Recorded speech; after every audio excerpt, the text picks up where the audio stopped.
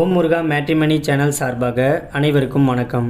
உங்கள் மன வாழ்க்கையை மகிழ்ச்சியாக மாற்றிட எங்கள் சேனல் சார்பாக வாழ்த்துக்களை தெரிவித்துக் கொள்கிறோம். நம்ம சேனலில் வரக்கூடிய வரன் விவரங்கள் அனைத்தும் முற்றிலும் இலவசமானவையே. இது பெண் வீட்டாரின் முழு மன சம்மதத்தோடு தான் பதிவிடுகிறோம். இதில் மணமகள் புகைப்படமானது அவர்களின் பிரைவசி காரணமாகவே மறைக்கப்பட்டுள்ளது.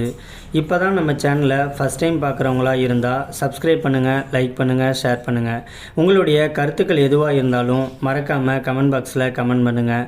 இந்த சேவை முழுக்க முற்றிலும் இலவசமானவையே. சரி வாங்க, இன்றைக்கி இருக்கக்கூடிய சில வரன் பதிவை பற்றி பார்க்கலாம். மணமகள் பெயர் சுஜாதா. இவங்களுக்கு வயது 43 வயது ஆகுது. இவங்களுடைய ஜாதின்னு பார்த்துட்டிங்கன்னா இந்து சமுதாயத்தில் சாதி தடை இல்லைன்னு சொல்லியிருக்கிறாங்க. இந்த மணமகளுடைய ராசின்னு பார்த்துட்டிங்கன்னா கடக ராசி, பூசம் நட்சத்திரத்தை சேர்ந்தவங்க. இவங்களுடைய கல்வி தகுதின்னு பார்த்துட்டிங்கன்னா 12th வரைக்கும் தான் படிச்சிருக்கிறதா சொல்லியிருக்கிறாங்க. இவங்க சின்ன வயசுலேருந்தே கேட்டரிங் ஃபீல்டில் ரொம்பவே இன்ட்ரெஸ்டடாக இருந்ததுனால இவங்க இன்றைக்கி சொந்தமாக ஹோட்டல் கடை வச்சு நடத்திட்டு இருக்கிறதாகவும் சொல்லியிருக்கிறாங்க. இந்த மணமகளுடைய திருமண நிலைன்னு பார்த்துட்டிங்கன்னா 2ஆம் திருமணத்துக்காக தான் வெயிட் பண்ணிட்டு இருக்கிறதாகவும் சொல்லியிருக்கிறாங்க.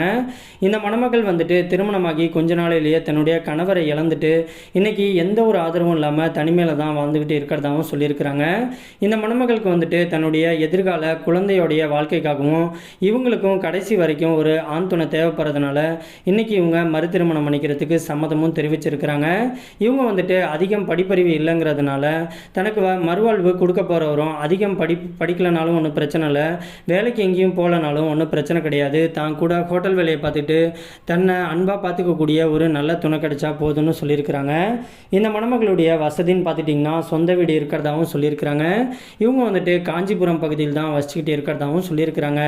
இந்த மணமகள் ரொம்பவே ரெக்யூஸ்ட் பண்ணி கேட்டிருக்கிறதுனால இவங்களுடைய ப்ரைவசி காரணமாக தான் இவங்களுடைய முகத்தை மட்டும் கொஞ்சம் மறைச்சி போட்டிருக்கோம். நேரில் கேட்டு மணமகனை பிடிச்சிருந்துச்சு அப்படின்னா மற்ற டீட்டெயில் எல்லாத்தையும் கொடுக்குறேங்கிற மாதிரியும் சொல்லியிருக்கிறாங்க. இந்த மணமகளை பற்றி மேலும் தகவலை தெரிஞ்சுக்கணும் அப்படின்னா ஸ்க்ரீனில் தெரியக்கூடிய இந்த வாட்ஸ்அப் நம்பரை நீங்கள் தொடர்பு கொள்ளலாம். அதுக்கு அடுத்த மணமகளுடைய பெயர்னு பார்த்துட்டிங்கன்னா மகாராணி. இவங்களுக்கு வயது 39 வயது ஆகுது.